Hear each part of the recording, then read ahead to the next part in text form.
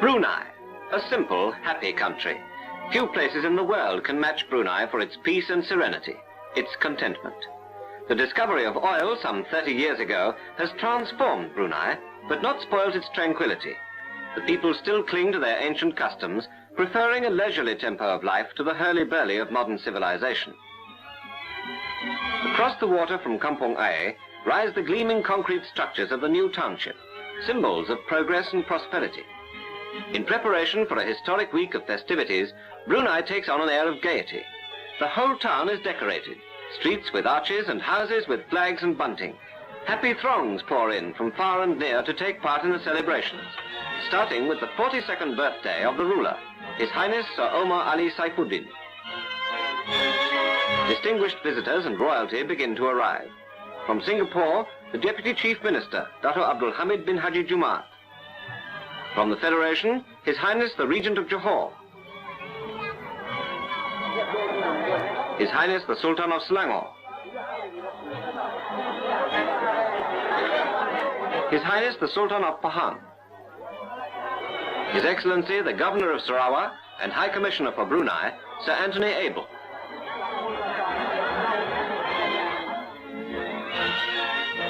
And then His Highness the Sultan of Brunei himself.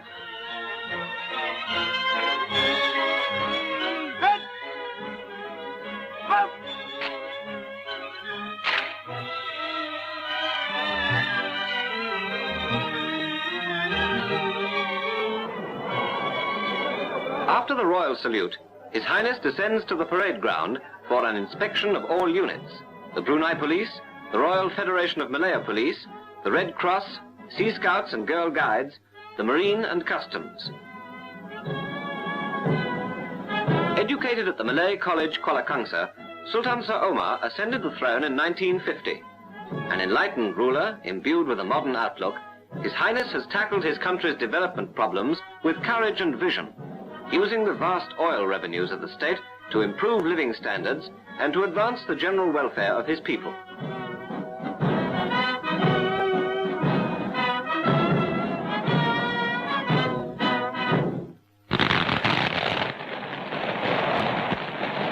At the end of the parade, His Highness takes the salute as all the contingents march past before the dais.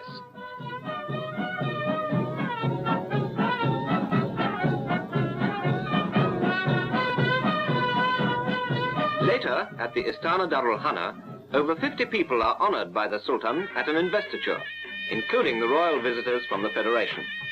The packed throne room is a brilliant scene as one by one the royal guests enter with their retinues and take their seats.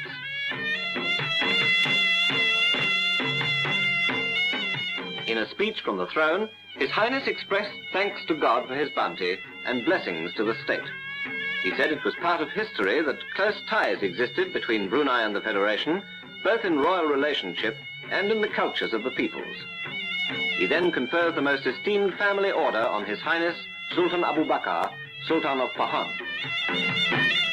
His Highness Sultan Hisamuddin Alam Shah, Sultan of Selangor.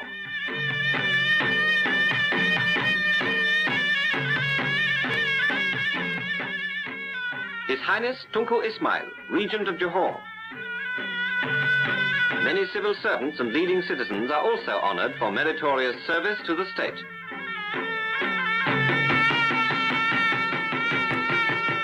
After the investiture, the royal visitors, joined by the Raja of Perlis and the Regent of Negri Sembilan, who arrived later, are guests of Brunei Shell Petroleum for an excursion to the Seria oil fields. Situated on the coastline south of Brunei town, Seria is one of the most productive oil fields in the Commonwealth, with over 300 producing wells, including those worked offshore.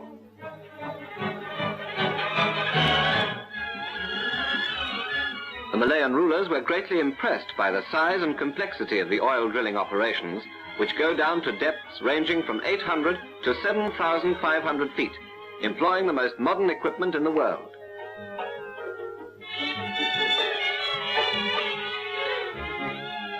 Next, a visit to the company's trade school, which takes in selected students from Brunei and the other territories of British Borneo. With excellent facilities at their disposal, recruits are trained in 3 years to become skilled craftsmen and artisans.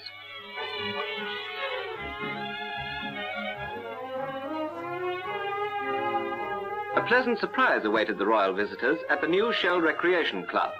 Here the rulers met many Malayans working in the oil fields, coming from their own states.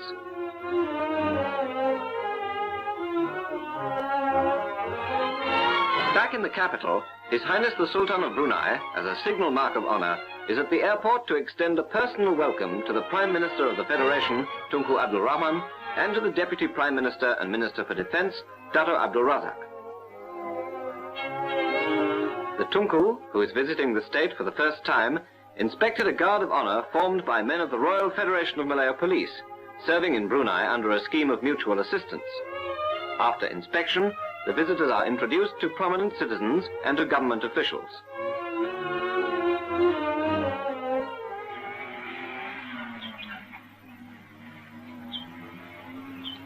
An ancient ceremony begins at the Istana, the symbolic circumcision of Pangeran Muda Hasnal, heir to the throne of Brunei, and his brother, Pangeran Muda Muhammad, the two eldest sons of the Sultan.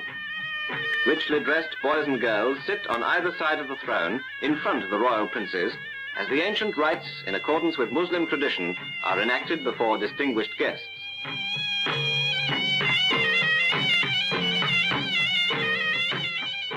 The Sultan starts the ceremony by sprinkling scented water over his sons.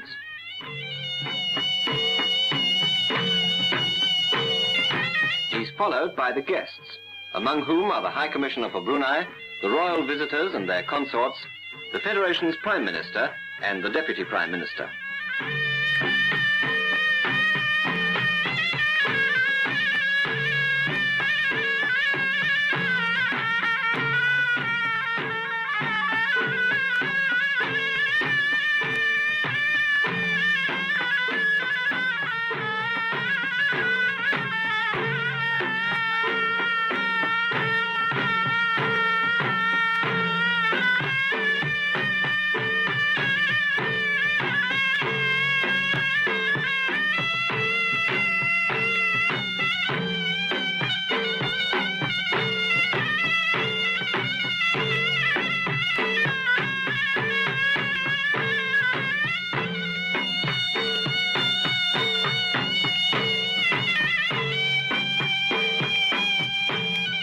After intoning prayers, the Chief Qadri of Brunei leads the princes out of the throne room, thus signifying the end of the ceremony.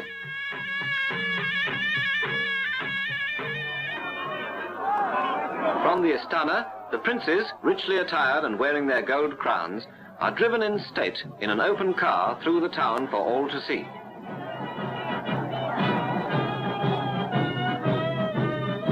Escorted by bodyguards in ancient costumes and regalia, the procession moves slowly through the streets lined with happy subjects, preceded by the Brunei and Sarawak police bands.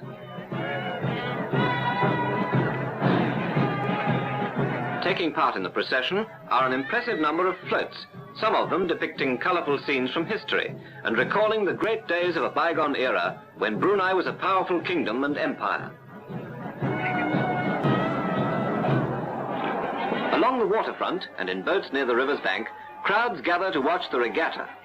The race of praus is what everyone's waiting for, and cheers go out as the competing teams paddle their boats with all they've got. A test not so much of muscle and sinew as of speed and rhythm.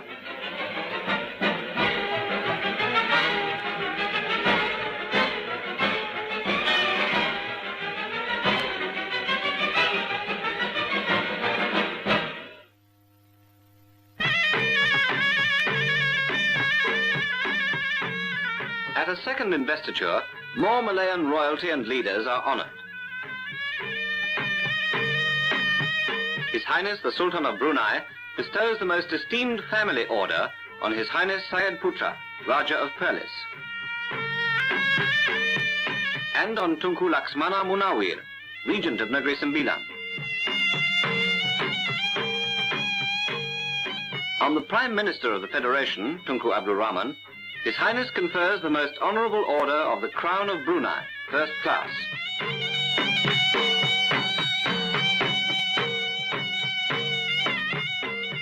The Deputy Prime Minister and Minister for Defence, Dato Abdul Razak, receives the second class of the same order.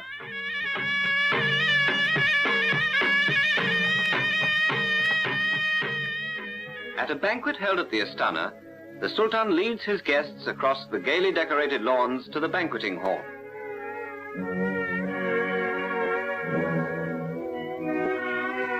Over 500 guests from the neighboring countries of Sarawak and British Borneo, from Singapore and the Federation, and from many parts of the Muslim world are gathered together for this function.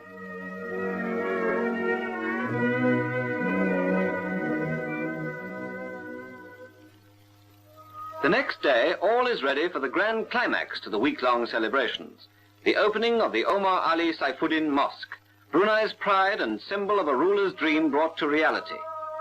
Glistening like a jewel in the tropical sun, the $7 million edifice towers over the capital, its picturesque Islamic architecture strikingly mirrored in the calm waters of the washing pool. From every part of the world, the best materials have been assembled, from the finest of Italian marble and mosaics to exquisite stained glass from Britain. Here's the mimbar, or pulpit, surmounted by 2 golden domes. 4.5 years of loving toil and the labors of 1,000 workmen have gone into creating this magnificent palace of worship. Beautiful stained glass windows, chandeliers, ornamental lighting, lavish interior decoration and color schemes. And between each pair of columns, a bronze plaque with inscriptions from the Holy Quran. Rising majestically 167 feet is the golden dome and minaret, in which an electric lift has been installed to carry the muezzin to call the faithful to prayer. No expense has been spared to make the mosque one of the finest and most modern in the world, for it's the ardent wish of the Sultan that his country's wealth should contribute not only to the material advancement of the people, but also to the strengthening of the Muslim faith in Brunei. Thousands already fill the grounds of the mosque as ministers, rulers, and official guests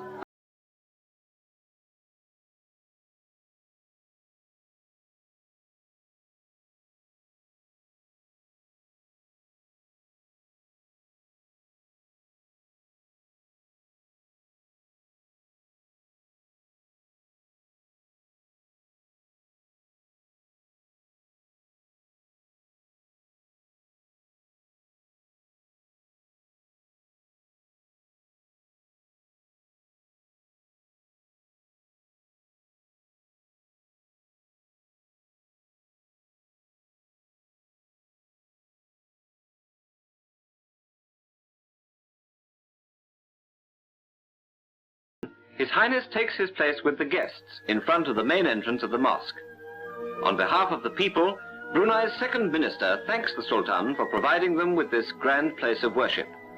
The Holy Quran is read by a religious dignitary, and when prayers have been said by the chief Qadi of Brunei, His Highness is asked to perform the opening ceremony.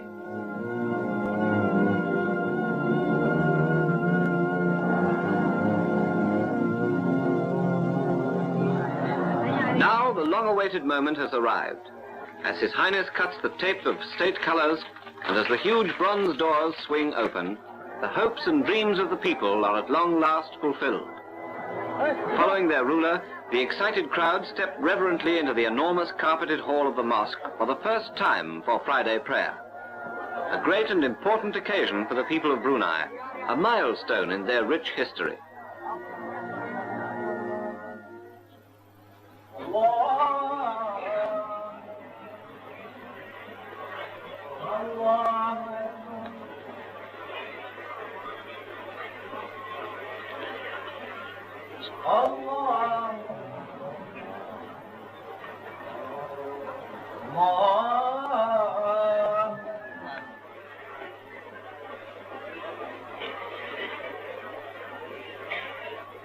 After prayers and the sermon, the enthusiastic worshippers, in a spontaneous demonstration of joy, crowd round their ruler and the Malayan visitors to kiss their hands as a sign of their regard and affection.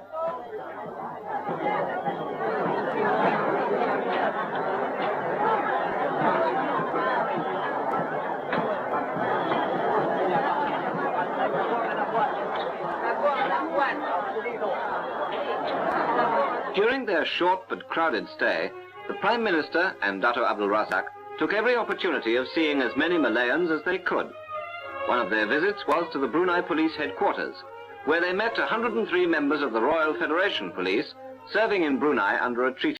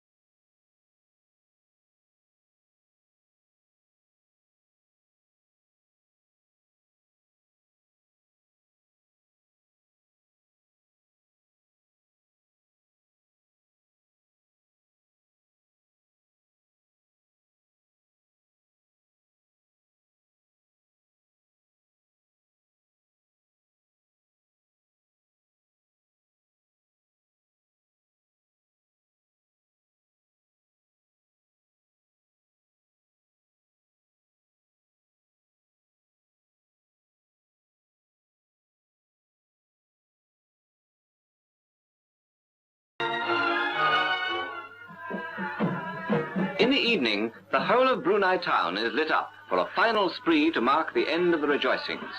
Everywhere there are illuminations and entertainments, as the people let themselves go in a night of fun and gaiety.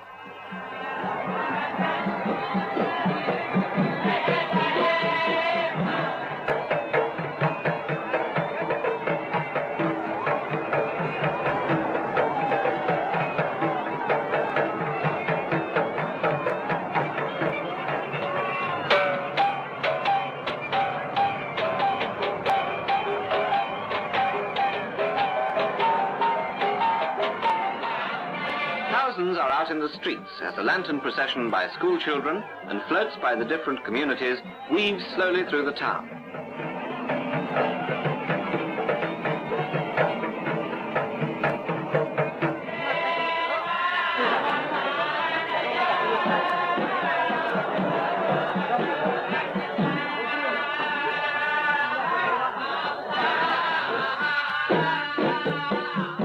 Brunei River is aglitter with lights, as illuminated boats hold a procession of their own.